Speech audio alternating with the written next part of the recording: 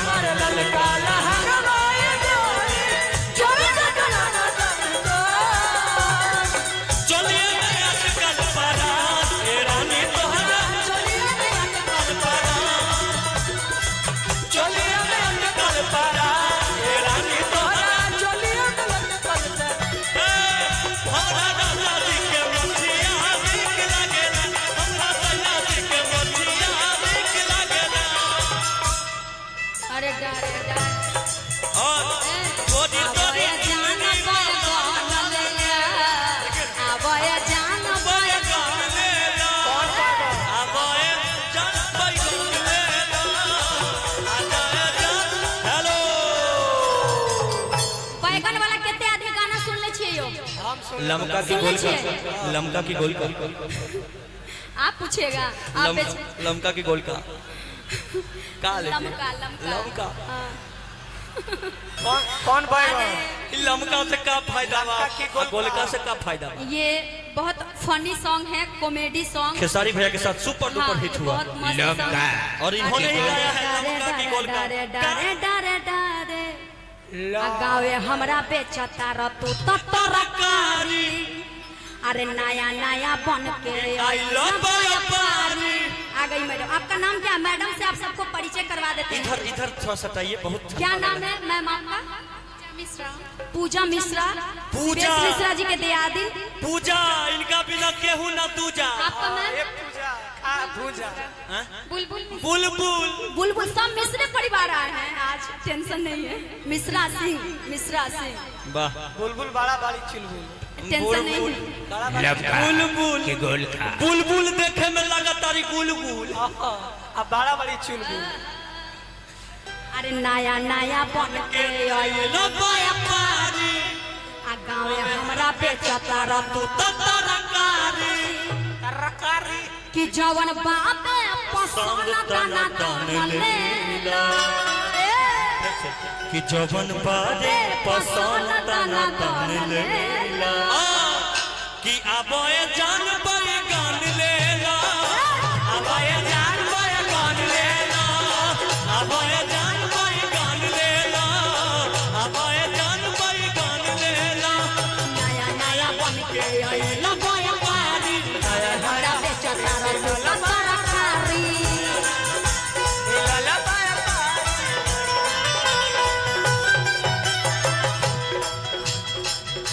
नया नया बन के आइलो व्यापारी गावे हमरा बेचता रतु तरकारी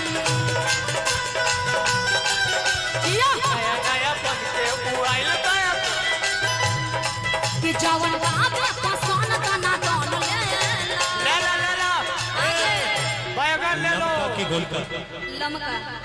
का खासियत बा लमका में गोलका काहे ना आप बेच रहे हैं कि दे रहे हैं हम बेच रहे हैं 3 रुपया। लमका से अच्छा गोलका रहेगा लमका लेके देखिए आप पूछिए पूछिए एक बार लेके देखिए लमका का दाम कितना है 3 रुपया आ गोलका का वो 3 रुपया आई पाकी कैसे इहो 3 रुपया लमका की गोलका लमका लमका लमका छेदे के पड़ी छेदे के पड़ी छेदे के पड़ी पाके का छेदना पड़ेगा कि आग में पकाना पड़ेगा आग में लमका की गोलका अरे लमका दोनों आ गोलका दोनों तो दोनों को पकाना पड़ेगा छेद के अरे जब दोनों के पका भी के पड़ी तो लमका गोलका क्या कर ले बड़ी लमका आबाए जान पाए गान लेला आबाए जान पाए गान लेला आबाए जान पाए गान लेला आबाए जान पाए ए हेलो पहले इस्तेमाल करे फिर विश्वास करे बोल लीजिएगा लमका की गोलका आपको लमका इनको लमका चाहिए लमका अरे दीजिएगा। लड़की बोलती है कि हमारा क्या कहले इस स्कूलिया में सरजी आया करा के खैला से होला ये लरजी ये हमरा खैला से होला ई नरारी हमारा क्या कहले इस स्कूलिया में सरजी एकरा के खैला से होला ये लरजी ये हमरा खैला से होला ई लरजी ये हमरा खैला से होला ई लरजी कि जवन बाप पसंद गाना दोन लेला ए हो अब ये जान पाए गान लेला आबाए जान पाए गान लेला जिया आबाए जान पाए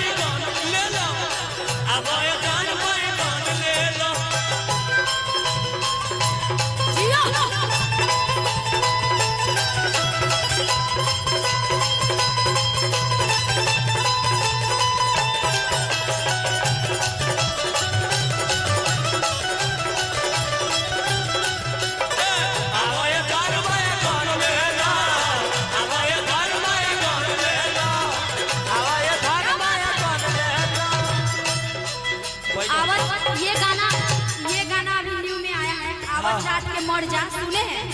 अब वो चाट के मर जा। अरे कि लाल लाल सूट में कमाल लागतारू कि लाले लाले सूट में कमाल लगतारू। अरे लाल बाल लिपस्टिक बवाल लागतारू कि लाले बाल लिपस्टिक बवाल लगतारू। आगे का लाइन कि लाल बाल लिपस्टिक बवाल लगतारू। अरे लाल लाल सूट में कमाल लागतारू अच्छा, ही बात है। लाल बाल लिपस्टिक बवाल लागतारू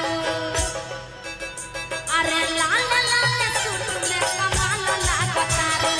लाल बाल लिपस्टिक बवाल लागतारू लाल लाल लिपस्टिक बवाल लागतारू। कि हम के जिए ना देतारू दिल से उतार अरे तुम तो धोखेबाज हो। अच्छा मजा लेके अच्छा छोड़ दोगे हेलो हेलो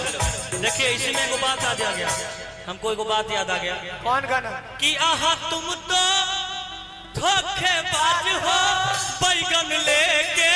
भूल जाते हो। तुम तो धोखेबाज हो, बैगन लेके भाग जाते हो। रोज रोज तुम जो सनम ऐसा करोगे,